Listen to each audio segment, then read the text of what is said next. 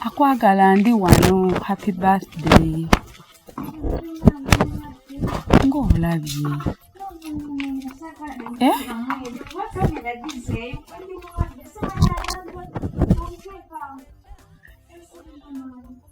Wanje? Shifa nakawombe owa program wewunyisa omwagalwawo eyavaayo okutambuliranga ku mazima n'okukugusisanga ensonga kale nno tumugoberere tetugenda kwejjusa. So nyongero bajjukiza lwaki sibawa ate bafotographer abakabi nemba wa connection ne nga sinava wano babayise Hypex Studios obasanga awo najja nankumpi ni Jacobins Motel Busabala Road. Ye enamba zaabwe ez'essimu basange ku +256 754 19 24 34 oba basange ku +256 789 34 38 02 for editing video editing and shooting, covering all functions like wedding, birthday parties, introduction, corporate parties, etc, meeting, conferences zonna bazikola. Nobo oyina gwenga just oyina meetings zozokola nengo oyagala zibeere covered. Bobo oyina housewarming oyingira nnyumba yo.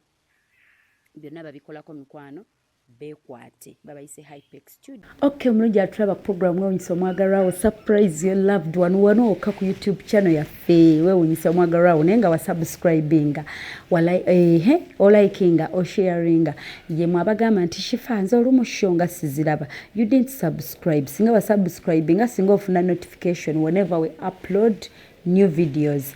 Yes, mikwano nyongero bajjukiza nti ate tuyingiddewo ne surprise olunaku olwaleero tugenda kufuna vibe, tugenda kunyumirwa, tugenda kusiima mwagalwa waffe omuzira waffe gwe tugenda okuba nga tucelebratinga. Omukyalo oyo omulungi gwe tugenda okucelebratinga amannya ge ayitibwa Diana.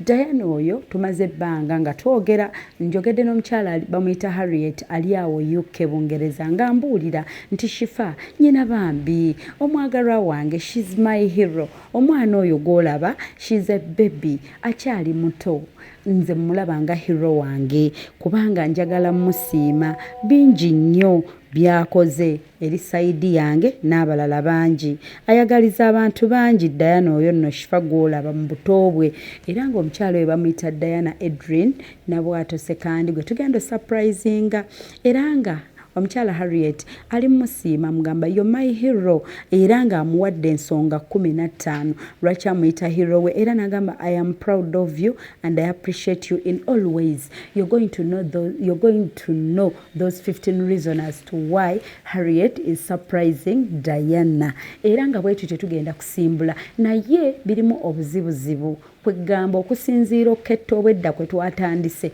tulaba nti omugole waffe olunaku tali mu kifo kimu ali wano ali wali naye nga bambi tuzze tupulaninga nga bwe mbagambye surprise eno nagimanyaako omwezi nga gumwe mabega I think like 6 weeks ago nga bangambye ku Diana. So 6 weeks ezo tuzimaze nga bambi muwulirako ebirungi bingi nange mwesunze olunaku olwaleero naye mabega awo bambi yagenda n'alwala ne bangamba nti Diana mulwadde like is it a week 2 weeks ago netugamba katusabe Katonda olunaku lwaffe lutuuke ng'avuddeyo mu ddwaliro. Good enough bangambye 3 weeks ago nti Diana yavuddeyo mu ddwaliro. She's doing better.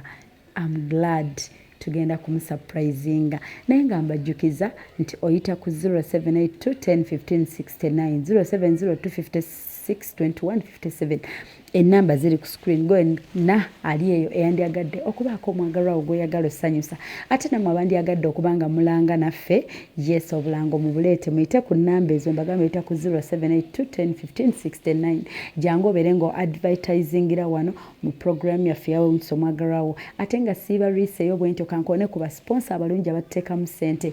Nyongero bajjukiza nti Hypex Studios bali awo ku Busabala Road ne Janakumbi ni Jacobins Hotel beboka bakafulu benniza okurecommendingira abasobola okubanga bakukuba ebifaananyi eby'omulembe ate nga bakwata video z'emikolo gyonna. When I say emikolo gyonna njogera ku kwanjula, wedding, bridal shower, baby shower, kuhinjirwa nemit gwe buli kyolowooza noga nti bannange ngenda kucelebratinga kino girlfriend wange ngenda mu proposingira bannange bani abayinza omukuba ebifaananyi bulungi nga muteekako akaweta tolowooza ku mulala yena just think of Hypex Studios obasanga ku +256-754-1924-34 oba ne basanga ku +256-789-3438 oba just come to my inbox ongambe Shifa I missed out Hypex contact jangu njajje kuwa bulungi nnyo ddala ate ng'era bwe tutyo gwe wenna alowooza ng'omukyala wo wamubyeko omukolo oba wamukoledde proposal ng'ate mufudde yali tyali mukubo obufaananyi ku Hypex ng'ate munoonya we mwebakako ewalungi tolowooza ku walala wonna okuggyako Bonga Comfy Homes beebokka bakafulu abo abaatuyoyootera kye bayita a home away from home ne batukolera ewaka bannange balina ekitanda nze kiri ekitanda nakyebakamuko ne ŋŋamba where am I? Is this Uganda oba America? Yes, ne batukolera liri effumbiro lye bayogerako mbuno mu ggulu waliyo effumbiro eddene kati kye mbabuulira nti wali ku Bonga Comfy Homes waliyo effumbiro oyingira ng'effumbiro liva kuno mpaka kuli balina obuliri balina eddiiro kwegamba wopangisa wali wokyaza abagenyi bo we banaabira the bathrooms the cleanliness security bannange mujje munyumirwe mubeereyo mweyagale love mujje mugize bupya musuleko mukyuseko ku environment babayita Bonga Comfy Homes obasanga ku +16175 95271 751 njiddamu eri +16175 95271 oba nibasanga ku +256 772 461 976 oba nibasanga ku +256 701 2608881 oba you just come to my inbox ongambe Shifa njagala kukwatagana n'aba Bonga Comfy Homes I'm coming to Uganda njagala kubookinga alia ate nga bali listed on Airbnb bwogendako ku Airbnb searchinga Bonga Comfy Homes olabeko bulungi ebifaananyi ku kiki ogenda osasulira and everything bweti ate munzikirize mbere nga nsimbula wano ngende nnoonye eri omwagalwa waffe siibagambe nti ngenda musanga wano ba wano naye kyemmanyi nti olunaku lwaleero ngenda kuzungira ku Entebbe Road okwo kwe ngenda okuba nga nzungira nnoonye omuzira waffe our hero gwe tuli okucelebratinga olunaku olwali omukyala Diana era nga tukugamba happy birthday just know you're loved keep on smiling and the world will smile along with you sigadde nze nakawombe Shifa Hope come with me mujje tugende tusurprisinge omulungi Diana mungoberere ne bwentema kino ageze apereza ka message kino I said bye because wangambye 5:15 yewaabwe kati ye agenze kati ndoza Diana oba akute Namulanda kati kyesimanyi mukwate Namulanda alinye taxi oba boda n'ekirala ofunye atulagirira ewaka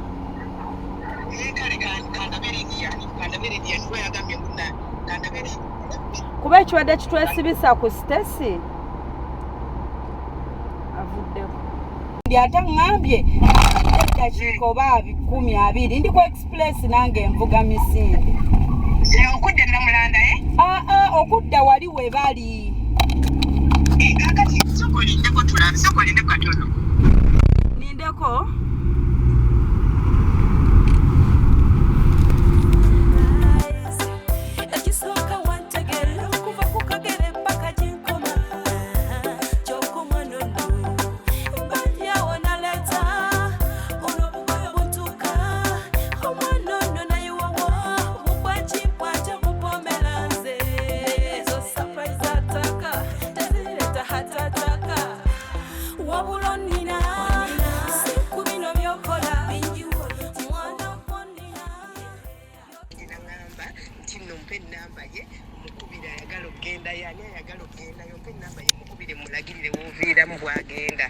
kyekyo namba yiyo njikuwadde mukubireko akulinze.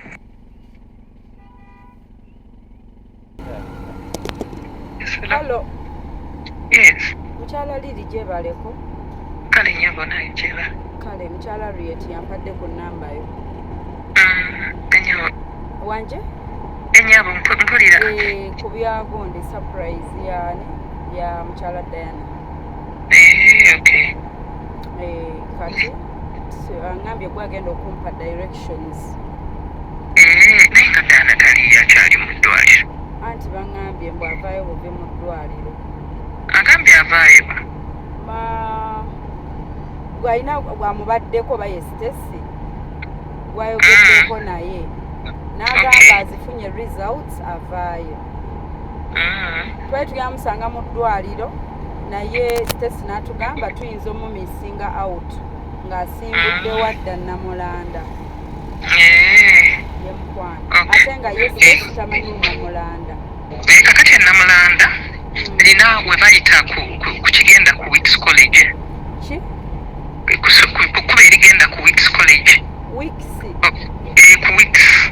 Wix is WITS. WITS, Wits College. Yes, kuba erigenda ku Wits College. Kakati awo woviiramu simanyi bw'obotya naye wokyamere wali kuba erikyama. Kakati osobola okufuna wa boda n'omugamba kino ogenda emabega w'akasomero ke bayita Sparkle Valley. Sparkle Valley. It charges 2,000. Mabega w'akasomero ka Sparkle Valley wa boda gyakutwala. Kati gate ye I think I can wakirira gate ye yemu eyeddirira esembayo on your right bwaba akyamye mabega wa Sparkle Valley. Ngenda tuuka round there kubire ngenda kudanga mazolaba wali eri ku ene namba eri ku gundi eri ku WhatsApp kweri mukwano. Ngizo kuba ngenda kusindikira ekifaananyi ekiraga gate ye weefaanana ekigi separating ku gates endala. Emabega wa Sparkle Valley gwe budde mugamba njagala kuntwala emabega wa Sparkle Valley. Akasomero ka Sparkle Valley kati kankusindikira gate weefaanana.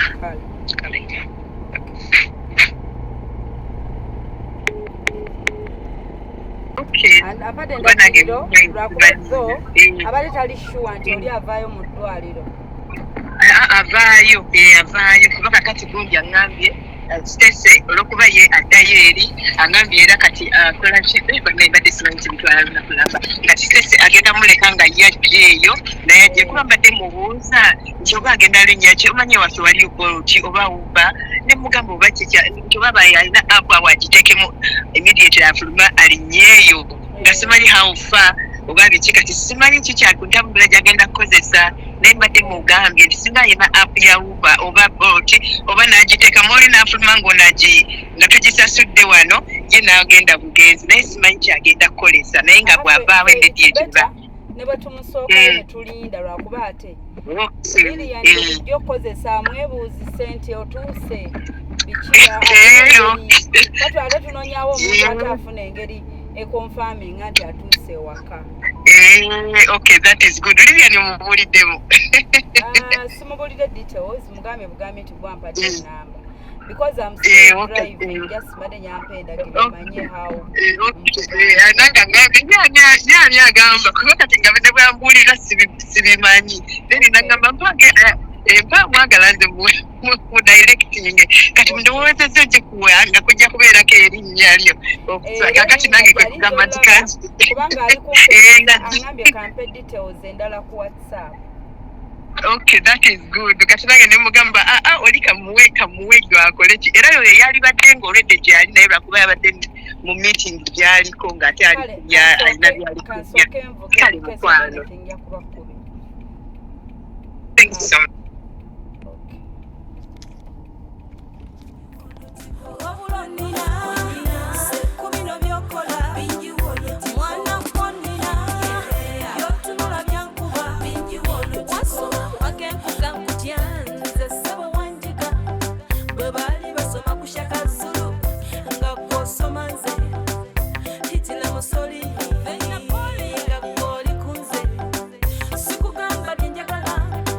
Ndabirawo ng'obirese simanyi nze nakulumwa buli lunaku bye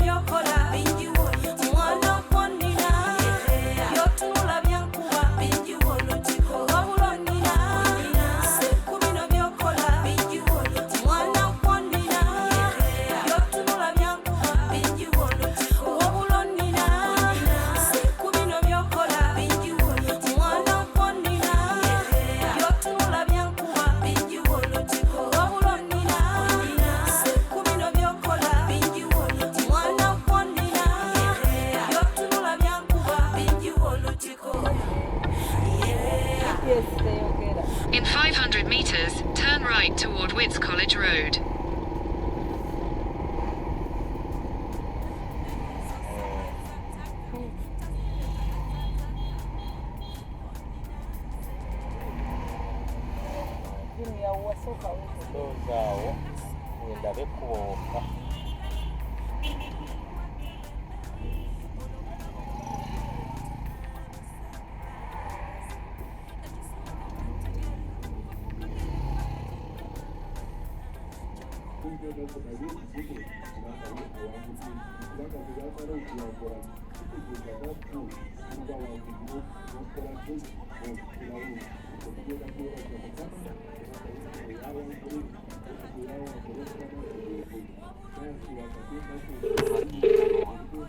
Can't spell.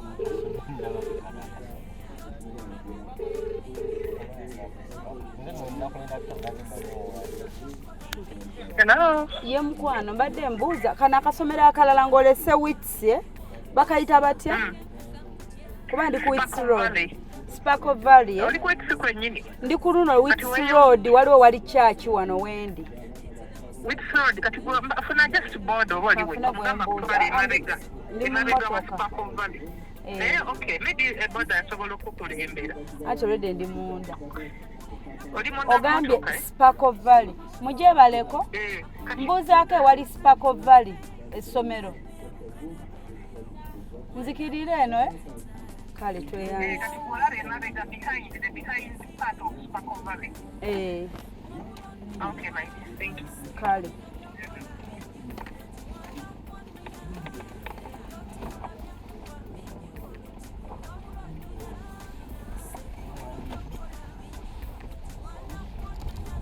Slide left, then turn left. Gomanyi gye tulaga eyeeyogeza. Hello,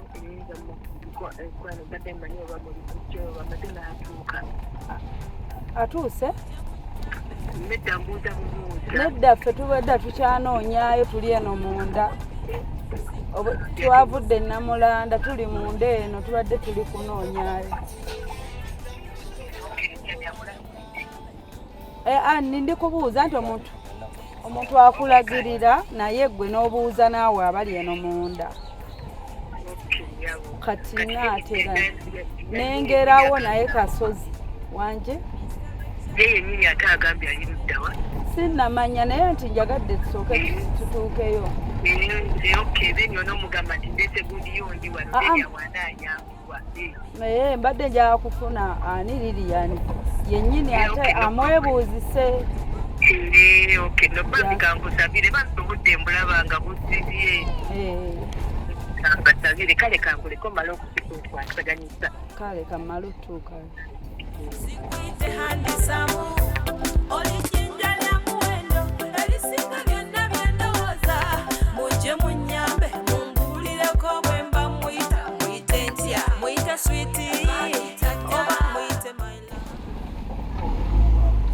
Ampeereza n'ekifaananyi kya gate nga tutuuse emabega wa Sparkle Valley.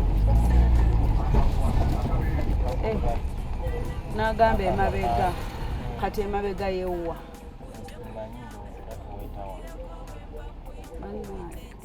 Mpetawo ntya.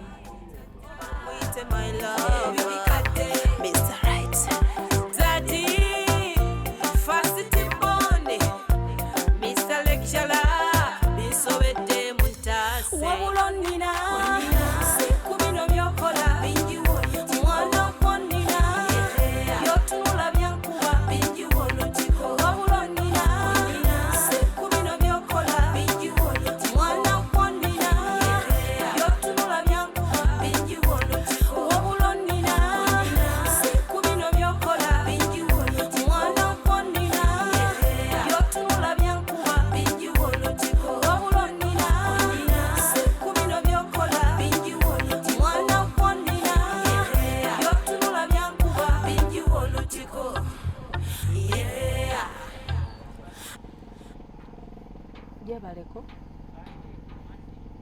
bulungi Nkyala Diana gyali tanadda tanakomawo akomawo saa mmeka Hello. How are you?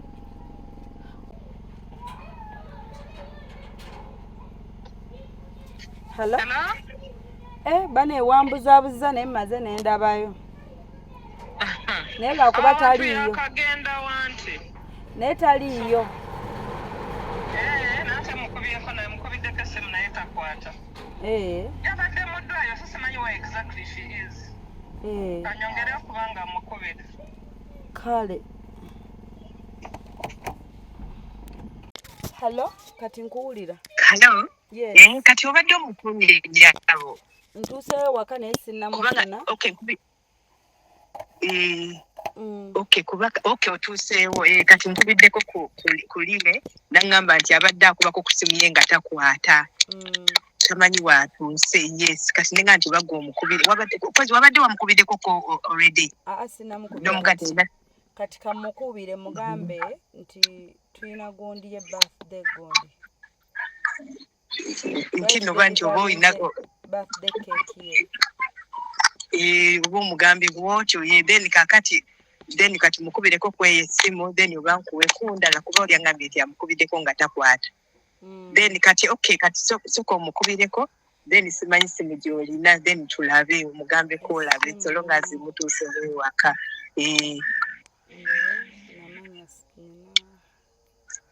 Diana Sekandia.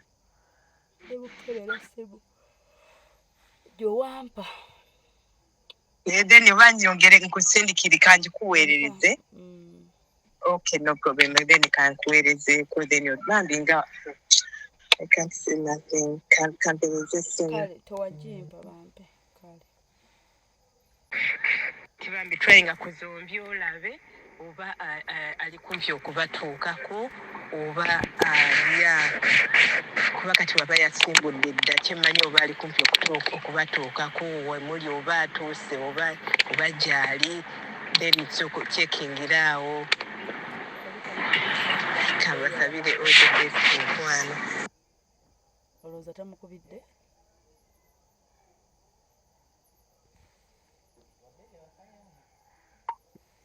Okay, katumukubire naye kyendowoozezaamu bwe tumugamba nti tuli waka tulina birthday package ye ayinza ogamugireko eyo njagisanga kyenkyalowoozaako ekyo nakyo.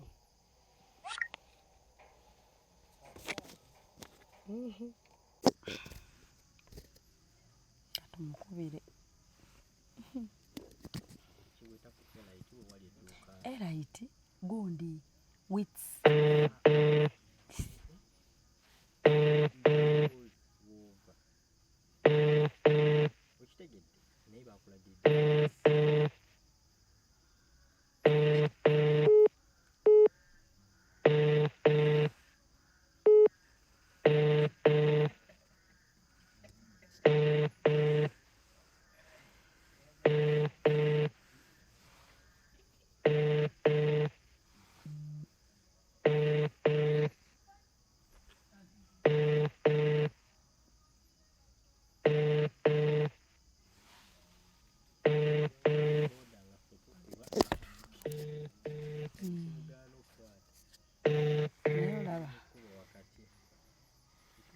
Kyendowooza nekyali tumusa nnyo ku pressure. Junior takulaba bannaye wetwadde tumusuubira yavuddewo. Junior ayingirawo tendako naye banna gwe kyoba omanya ate ono asitula ekintu ate ondaga kyaki okulaga ono alabireko. Junior omukazi ndabye mukulukulu ono gwe tunoonya alimu ng'omutoototo. Ayiseewo tayingidde geeti. Tebalaba kamera ajjuke omuntu wabe emmotoka mu kitundu tagimanyi. Si tawese wetwagala. Awese waffe. Yeye Junior.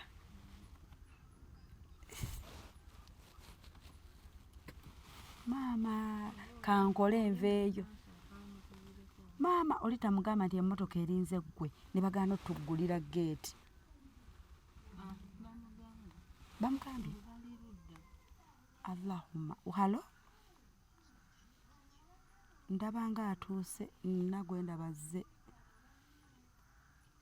kansooke ndabe kenze mbadde ndowooza nti no mugambe nti muli mu kifo okubaddiridde waabeera ekiddiridde waabeera nti tuli wano nearest place bwe waba waliwo nearest place kuwabeera mugambe nti no tuli wano kuba nti omulindidde awo ogimu omukwase gondiye then oyogere ku nearest place ekiddako oba ekiddako nga wakyaliwo nga kati mu kikole nga wakyaliwo nga like distance nga mileage nene mpanvuko okutuuka wa we muli awo then kati ajja gamba kale kanzije ndowooza oba mbasangewo speaking something like that nze bwe ndowooza nti kyekijja okukola yes oli mutuufu ayinza okugamba kale kasitanja gisangawo then you are right hope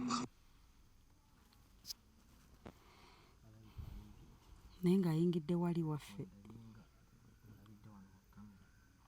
twakooye tugende tutandike muggulewo balabe nti tulina birthday cake baleme kutya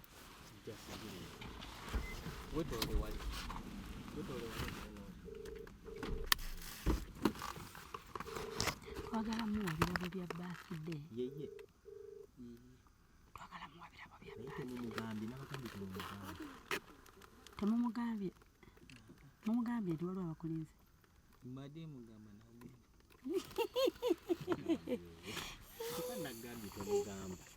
naye ng'akitegedde tabuuziza nti ate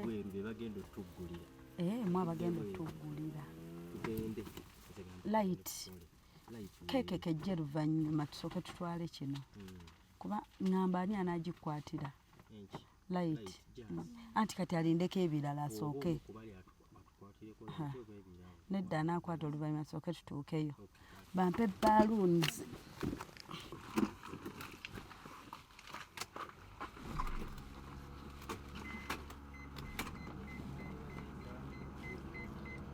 emmotoka naye wano weeri talina geeti gyeriko eri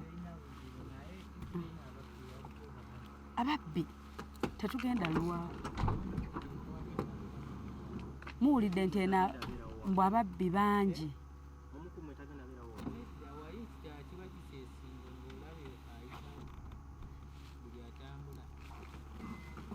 ababbi bangi nnyo katwanguwe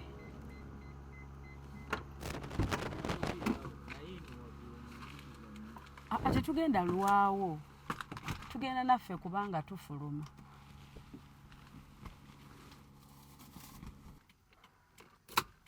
kangirekemu amataala ng'alowooza mulimu omuntu eri oke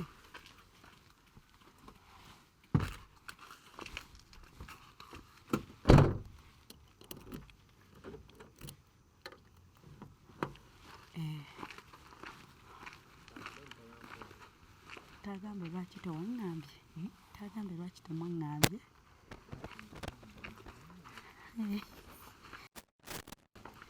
tabitegedde kitegeeza tabitegedde anti jangu tugende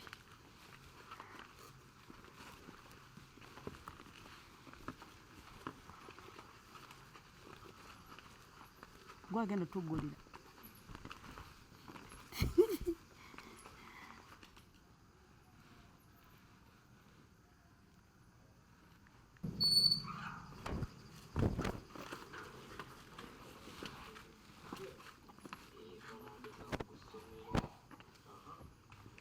aliwa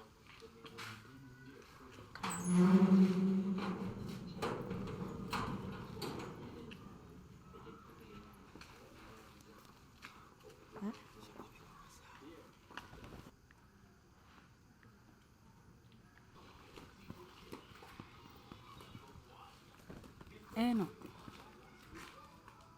aveno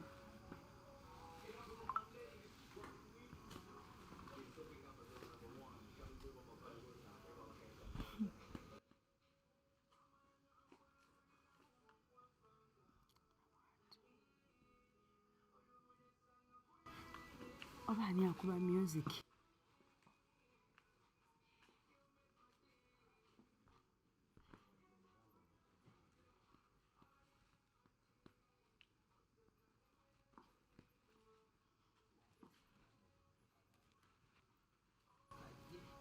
kendezaako music mugjeeko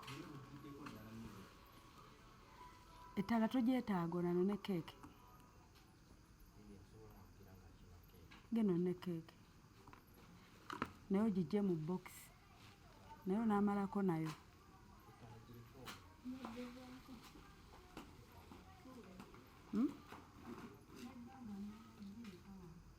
giteeka awo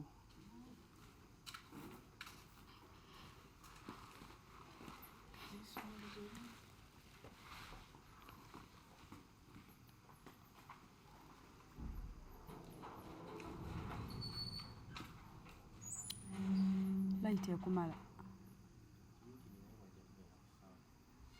ono ati ajaba taliiwo oyo omulenzi ate alazeewo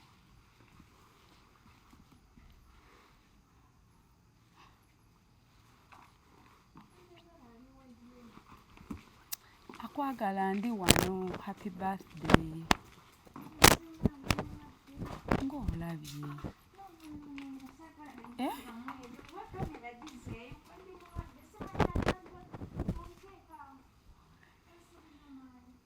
wanje tuteeke wano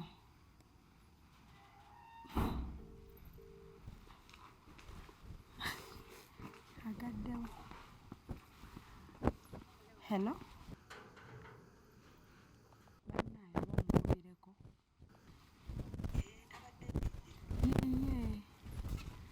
adduse n'agamba sibye akala ndi mulwadde ye naga mubiteekaawo mugende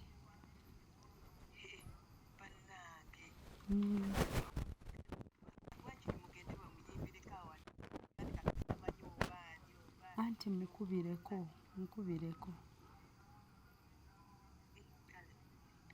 I think mukubireko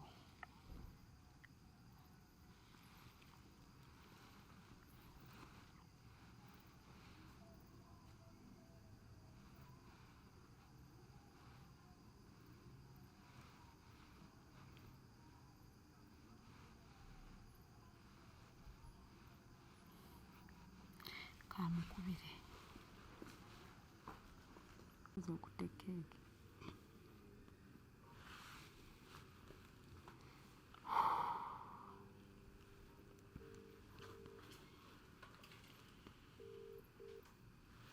hello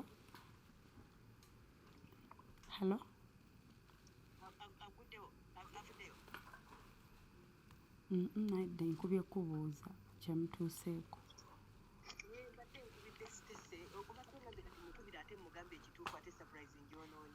anti okay omukubidde n'amukubira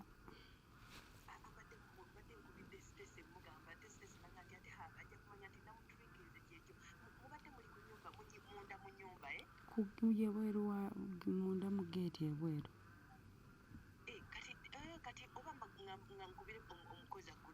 tuli munda we are inside but mukikomera not inside the house. She came out n'atulaba bw'atulabye like why nkugambye nti tekirina kyakukola kuba olwedde atabuse kati alina kumanya nti nze atwakwadde gundi eyo bwe kityo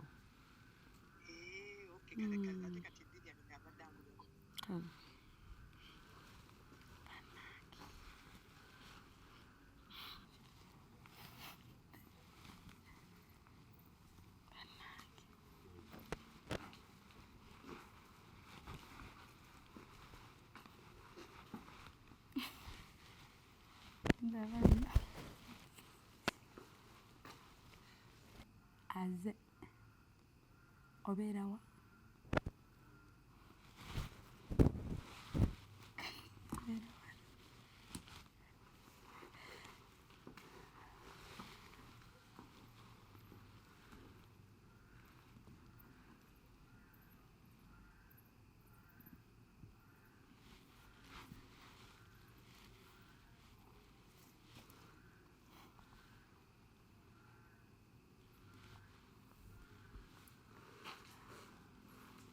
bagenda ku ddwaliro aya kaweddemu dda tubagenda ku ddwaliro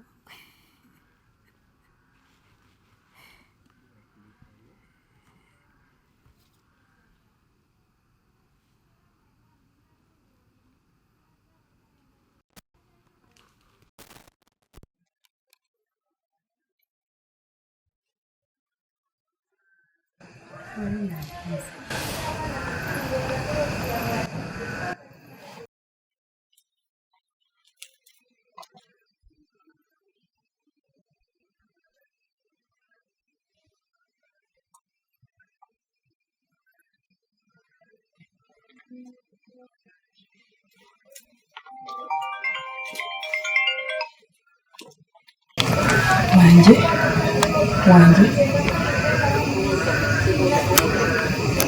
nawe omutandikirawo happy birthday na buli kimu kuba katirire waliwo network program tuba naye nga munayo ebintu bye bigamba gwa kati nga sibira bulungi kati zendowooza bambi kyoba proceed with happy birthday musembere wali kumpi oba bwanalaba nga muliwaleke nimba happy birthday anambayo kubapira nga tenasibirayo kiwa omuntu anamusurprise ngayo with the birthday something like that. tubadde nze nkimugambye happy birthday kati tutandike owogganya emirere Yes, bwekityo bwe kiba kibeera yemba bwekityo bwe kiba kibeera nti mutandike kuba tamanyi nakyaki tamanyi kabati amanyi n'ebiraba abirabye mugambye happy birthday n'ebiraba abirabye kisiba flowers tetuyimbe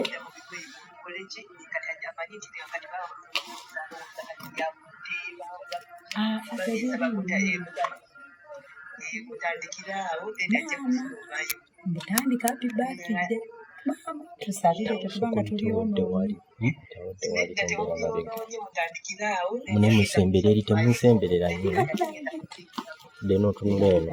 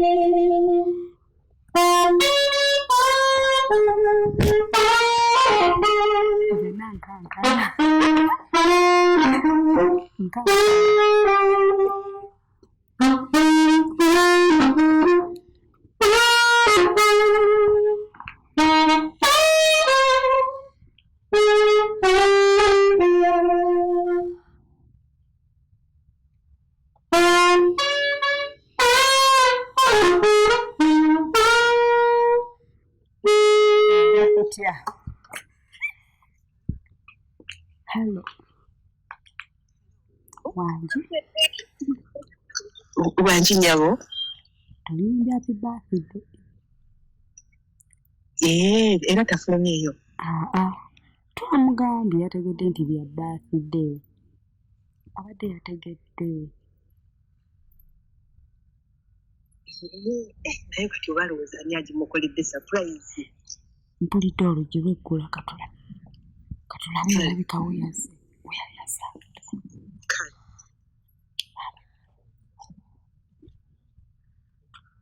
Okugamba ekiso ekigombe.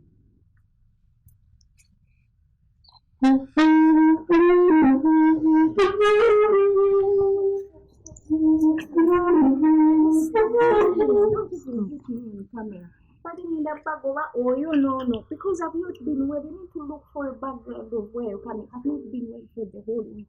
I am not okay. I never been here. Why are you here? I don't even know why you're here. And don't get me on camera. Tell whoever told you thank you. But please go. I'm not okay. I am not okay. I've had a bad day. I've been in hospital the whole day. Hello, Diana. Hello, Diana.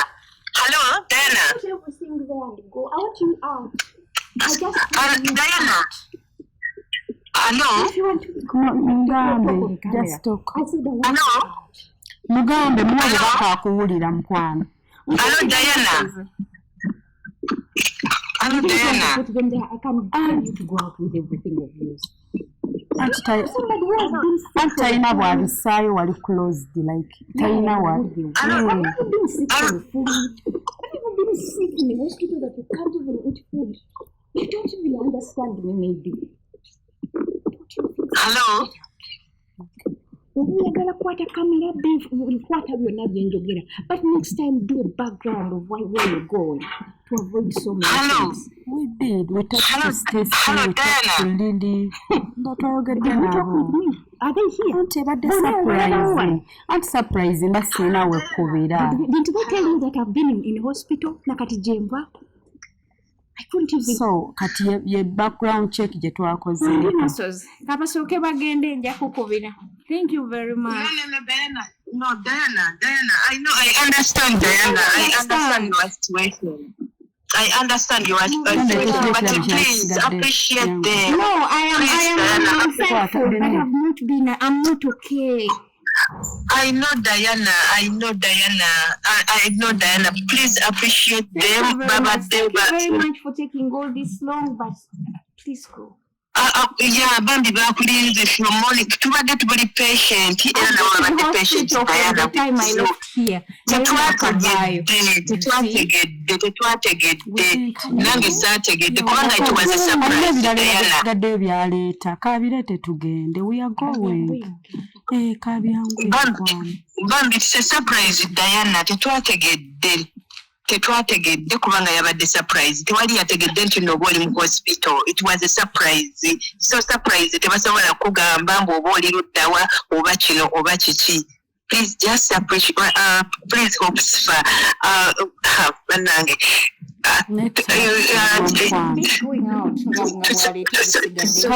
Tugende. We are going. You actually did wrong to come to my home. We are sorry about that. Abo bombi mbadde ngenda bagoba singa tebangambye mbu yabakubidde ate olive mukkiriza omuntu wano kati bazze nani. Diana, please. Diana, it's a surprise. Well, hello? It's the right thing, but at the wrong time, a very wrong time. And wrong place. This is my home too. The place is right, but the timing is wrong. It's true. Diana, tewali yategedde oba okiraba kubanga yabadde tetwategedde kubanga Lilian tetwategedde nayo nti obubaka buli kuno bw'abadde akoze. Then no aim that your money to make money and go please do those things and go. I want to sleep. But I just have to come to you. Then zino envelopes. Christine, Lilian ne Stacy. Zino envelopes zaabwe bazituweerako. We are going. Hello. Hello. Dena tugende. Leto mkwatiddeko. Kale. Thank you so much, and thank you so much for all your time. I'm so thankful for everything, the patience, the endurance, the commitment, for everything.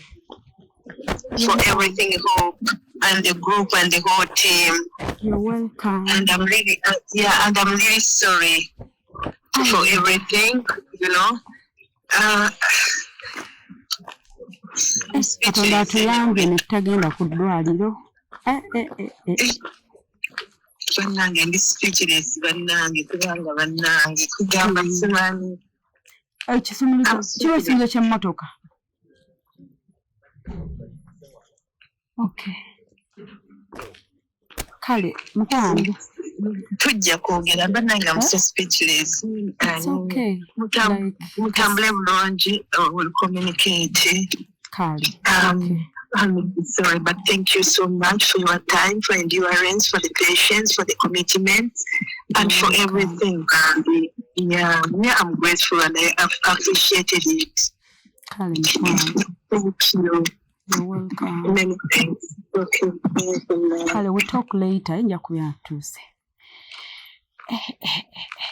Abagamba nga bwe biba bwe tubibawa. Ya leero kaweddemu dda. Naye nga nyongera obbajjukiza nti aba Hypex Studios bali awo ku Busaabala Road najja nankumbi ni ya Cobbins Hotel. Awo oba ogenda mukwano oba oyagala ebifaananyi eby'omulembe ng'oyagala okukola photoshoot, birthday shoot, baby shower, bridal shower, kuhinjirwa, kwanjula, mbaga, kyonna pate gy'olowooza okola housewarming, gwe buli ky'olowooza nga wandyagadde photoshoot oba video coverage, wekwate aba Hypex Studios. Ye bokka mukwano be bagenda okukolera ekintu ekimunansonyiwa nkankana. Naye nga abazze balaba surprise zino nga bweba bwe tugibawa. Kano kaleero kabadde kalalamuko naye nga aba Hypex basanga ku +256 754 1924 34 bano basanga ku +256 789 34 3802. Ate mukwano nkujjukiza nti ababonga Comfy Homes bebokka mukwano wonna gwe ali eyo ng'oyandyagadde okuba either oli mu Uganda oyagala kufunako getaway oba ng'oli Bulaaya okomawo mu ggwanga oyagala woowummulirako nga kwegamba tewaliiwo babbi toli like totya waliwo security. Wekwata ababonga Comfy Homes obasanga ku +1 6175 952 751 oba n'obasanga ku +256 77 461 976 oba n'obasanga ku +256 701 260 881. babayise Bonga Comfy Homes bannange nkankana. Naye nga it was a long day to bingi. Of course mugenda okujja okukola surprise, mukolako research entonotono, but sometimes you never know omuntu ali mu mood ki oba omusanze otya. Can you imagine atuyiseeko wano nga bamuleeta tumuwulidde aseka nossekaawo ng'alina banyumya nabo. We didn't know nti ate like tuzze tumulengera. Twatandise emisana like the whole day nga tumunoonya ne tumanya nti ali ku ddwaliro Segguku. Wali ku doctors ne tugamba oba tumusange ku ddwaliro like she was with a friend called Stacy. So nitwogera ne Stacy n'agamba nti mujja mumusange wano wetuli bwe tuba tufuluma eddwaliro, you surprise her. So netumaliriza nga nze nkirowoozezaamu omutima guganye ne ŋŋaana edda ffe katumulindire ewaka wanaatuukira tumusurprisingire waka ng'akomyewo akkakkanyi. Kumbe nti ate ndowooza ekyo kye tukoze mu bubi. So surprise zino zibeerera enzibu ogitwala ew'omuntu ku mutima gwe nga tomanyi. Tetugina bwe tumanyi oyagala surprise oba tozaagala oba zikusanyula oba zikunyumira oba tezikunyumira. Naye ffe embeera nga bwe tugisanga bwe tugimuwa. So kati kamusomere obubaka bwe lwaki omukyala abadde amusurprisinga Harriet Nasozi abadde amusurprisinga lwa nsonga zino wammanga. This is the message as to why she's appreciating her. kanzibaawe naye nga munansonyiwa omutima gunkubaakubamukko katono naye nga tujja kikwasaganya ate nga bwama njogera mpola saagala bampulire. So yeno message amugambye nti Diana Adrian Nabwato Sekandi namugamba you're my hero because ulire ensonga lwaki amuyita hero. Amugambye you're a lady who is devoted to God, you're a perfectionist lady. Namugamba number 2 you have a big heart, number 3 you're selfless, number 4 you're hardworking, number 5 namugamba you're business oriented. Number 5 amugambye you're business oriented, number 6 namugamba you're brave, number 7 namugamba you're kind, 8 namugamba you're intelligent, number 9 namugamba you're strong, 10 namugamba you're an inspiration, 11 namugamba you're smart, 12 namugamba the way you think of others first, 13 namugamba you're generous, you always want to explore and learn new things. Then 14 namugamba you're a respected privacy lady. 15 namugamba you're great and loved more and that you know. I am proud of you and I appreciate you in all ways. That's why tubadde tuleeta surprise eno. Those are the 15 reasons as to why Harriet Nasozi are surprising Diana Adrian Nabwato Sekandi. Yes, there's ensonga. Oba nzireyo mbu musomere obubaka. Nkubiddwa. Alright, naye nga ddeno gwaayo noonye singa tofuuye mulere. Surprise ebadde gwa sikyo. Naye kwofuuye omulere gwo. Nenga tubaagala nnyo sigadde nze Nakawombe Shifa Hope ku YouTube teekamu wewunyisa omwagalwawo surprise your loved one, subscribe obeere nga ate olikinga osharinga okomentinga ate otutuma otuwa emirimu oyita ku 0782 10 15 69 0702 56 21 57 naye ezo surprise ataka tezirira ataka. Bye bye. Ati obukondo tubugira mukama.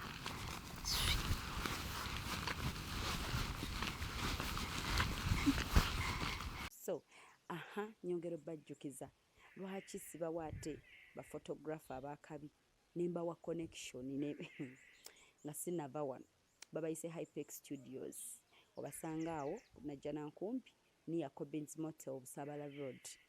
Ye enamba zaabwe ez'essimu basange ku +256 754 19 24 34 oba basange ku +256 789 34 38 02 for editing video editing and shooting, covering all functions like wedding, birthday parties, introduction, corporate parties, etc, meeting, conferences zonna bazikola. Nobo ina gwenga just ina meeting zo zokola nengo yagala zibeere covered. Bobo ina housewarming oyingira nnyumba yo byonna babikolako mikwano bekwate babayise Hypex Studio. Hope Shifa Nakawombe owa program wewunyisa omwagalwawo eyavaayo okutambuliranga ku mazima n'okukugusizanga ensonga. Kale nno tumugoberere tetugenda kwejjusa.